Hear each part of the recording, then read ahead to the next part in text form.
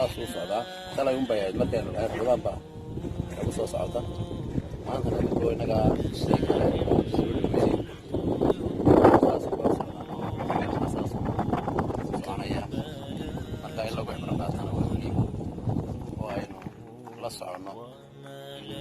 maalin kasta oo soo beertaaba ay daadeenina wax ku beerinayso umrigeena wax ka dhimayso aakhirana inay dhaweynayso marka ilaahay subxaanahu wa tacaala toobadkeena oo aynu toobadkeen ku soo dhaweyno bisha Ramadaan inaynu ku dadaalo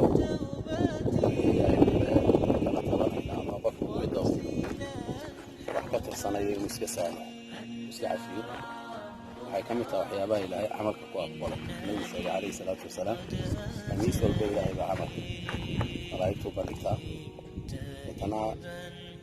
ilaahay subxaanahu wa tacaala waxaa loo bandhigayaa laba shay isku jira wax wanaagsan oo acmaal saalixaada oo iyada ilaahay aqbalayo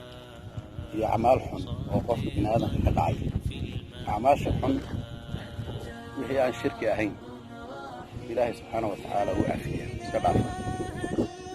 يعني waxa weeye oo ka masaxa laba qof oo caloosha wax isku hayay Nabiga Kaleey salaatu wasalaam labada wuxuu yiraahdaa arrinkooda dib u dhiga hatta yastalax ilayka heshiinaya labada qof ka heshiinaya arrinkooda dib loo dhigo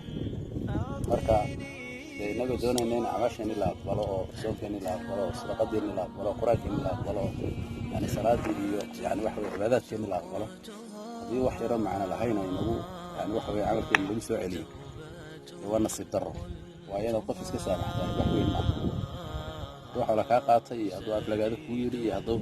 يعني واحد والبا بحوين عمل خلق الأقبرو فإن الناس سامح وقف عليه ولوشي قلبي كسيد أيوه هو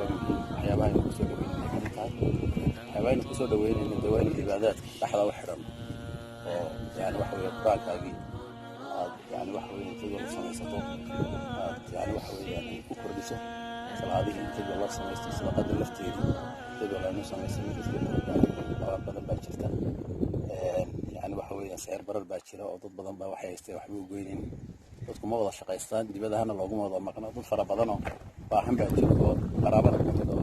saarash kamid oo asxaabtaas taqaana kamid oo qaayadii wax ku dhaafay alaga waxay bisha Ramadaan waa waxyaabaha aad iyo aad ka fadhiga badan nabigeena ku tilmaamay alayhi salaatu wasalaam